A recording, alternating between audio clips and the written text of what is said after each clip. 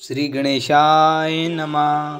श्री सीतारामचंद्राभ्यां नमः। श्री महर्षि वाल्मीकि प्रणीत श्रीमद् वाल्मीकि रामायण बालकांड 10वां सर्ग। अंग देश में ऋषि सरंग के आने तथा शांता के साथ विवाह होने के प्रसंग का कुछ विस्तार के साथ वर्णन। राजा की आज्ञा पाकर उस समय सुमंत्र ने इस प्रकार कहना आरंभ किया। राजन सुने, रोमपाद के मंत्रियों ने ऋषि सरंग को वहाँ जिस प्रकार और जिस उपाय से बुलाया था वह सब मैं बता रहा हूँ। आप मंत्रियों सहित मेरी बात सुनिए। उस समय अमात्यों सहित पुरोहितों ने राजा रोमपाद से कहा, महाराज सुने, हम लोगों ने एक उपाय सोचा है जिसे काम में लाने से किसी भी विघ्न बाधा के आने की संभावना नहीं है। ऋषि सरंग मुनि सदा वन में ही रहकर तपस्या और सब अध्याय में लगे रहते हैं। वे स्त्रियों को पहचानते तक नहीं हैं और ऋषियों के मुख से भी सर्वथा अनभिज्ञ हैं। हम मनुष्यों के चित्त को मथ डालने वाले मनोवांछित विषयों का प्रलोभन देकर उन्हें अपने नगर में ले आएंगे। अंत इसके लिए शीघ्र प्रयत्न किया जाए। यदि सुंदर आभूषणों से विभूषित मनोहर रूप वाली वेश्याएं वहां जाएं तो वे भली भांति के उपायों से उन्हें लुभाकर इस नगर में ले आएंगी। अंत इन्हें सत्कार पूर्वक भेजना चाहिए।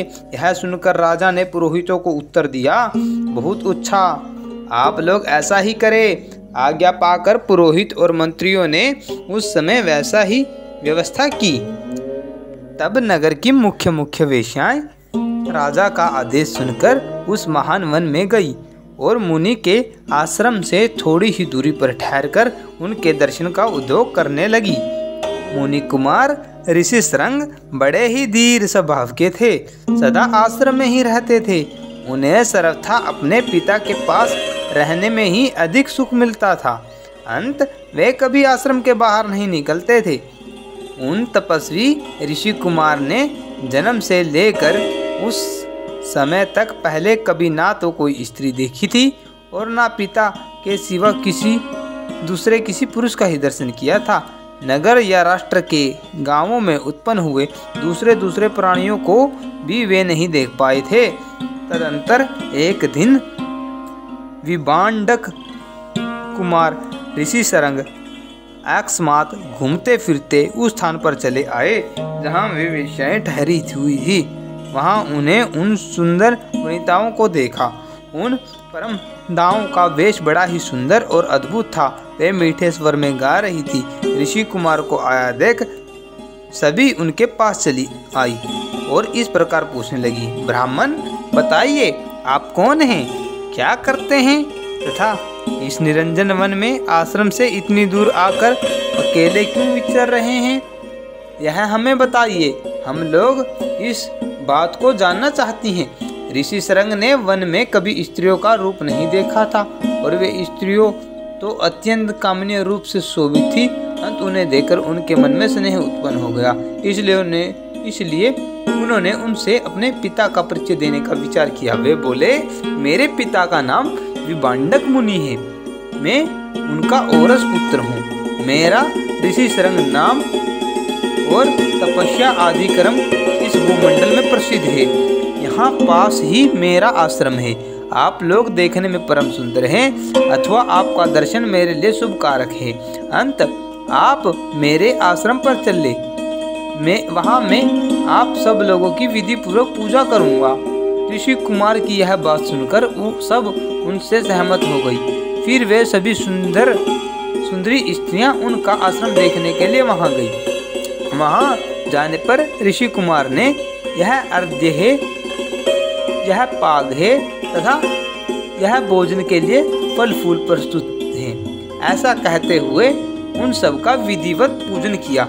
ऋषि की पूजा स्वीकार करके वे सभी वहां से चली जाने को उत्सुक हुई। उन्हें विभांडक मुनि का भय लग रहा था, इसलिए उन्होंने शीघ्र ही वहां से चली जाने का विचार किया। वे बोली, ब्राह्मण सुनो, हमारे पास भी ये उत्तम फल है, पर सुने इन्हें ग्रहण कीजिए। आपका कल्याण हो, इन फलों को शीघ्र ही खा लीजिए, विलंब न कीजिए। ऐसा कहकर उन सबने हर्ष में भरकर ऋषि का आलिंगन किया और उन्हें खाने योग्य भांति भांति के उत्तम पदार्थ और बहुत सी मिठाइयाँ दी। उनका रस आस्वादन करके उन तेजस्वी ऋषि ने समझा कि ये भी फल हैं, क्योंकि कुछ दिन के पहले उन्होंने कभी वैसे पदार्थ नहीं खाए थे। भला सदा वन में रहने वालों के लिए वैसी वस्तुओं के स्वाद लेने का अवसर ही कहाँ था। तत्पश्चात उनके पिता विभांडक मुनि के डर से डरी हुई वे स्त्रियां व्रत और अनुष्ठान की बात बता उन ब्रह्म कुमार से पूछकर उसी बहाने वहां से चली गई। उन सबके चले जाने पर कश्यप कुमार ब्राह्मण ऋषि शृंग मन ही मन व्याकुल हो उठे और बड़े दुख से इधर उधर टहलने लगे। तदंतर दूसरे दिन फिर मन में उन्हीं का बारंबार चिंतन करते हुए शक्तिशाली विभांडक कुमार श्रीमान ऋषि शृंग उसी स्थान पर चले गए जहाँ पहले दिन उन्होंने वस्त्र और आभूषणों से सजी हुई उन मनोहर रूप वाली वेश्याओं को देखा था। ब्राह्मण ऋषि शृंग को आते देख तुरंत ही उन वेश्याओं का हृदय प्रसन्नता से खिल उठा। वे सब की सब उनके पास जाकर उनसे इस प्रकार कहने लगी, सौम्य बताओ, आओ आज हमारे आश्रम पर चलो। यद्यपि वहाँ नाना प्रकार के फल फूल बहुत मिलते हैं, तथापि वहाँ भी निश्चय ही इन सब का विशेष रूप से प्रबंध हो सकता है। उन सब के मनोहर वचन सुनकर ऋषि शृंग उनके साथ चले जाने को तैयार हो गए और वे स्त्रियां उन्हें अंग देश में ले गई।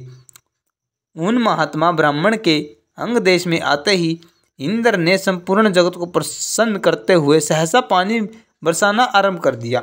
वर्षा से ही राजा को अनुमान हो गया कि वे तपस्वी ब्राह्मण कुमार आ गए हैं। फिर थोड़ी विनय के साथ राजा ने उनकी अगवानी की और पृथ्वी पर मस्तक टेक कर उन्हें साष्टांग प्रणाम किया। फिर एकाग्रचित होकर उन्होंने ऋषि को अर्घ्य निवेदन किया और तथा उन विपर शिरोमणि से वरदान मांगा, भगवान सुने आप और आपके पिता का कृपा प्रसाद मुझे प्राप्त हो। उन्होंने इसलिए किया कि कहीं कपटपूर्वक यहाँ तक लाए जाने का रहस्य जान लेने पर विप्रवर ऋषि शृंग अथवा विभांडक मुनि के मन में मेरे प्रति क्रोध न हो।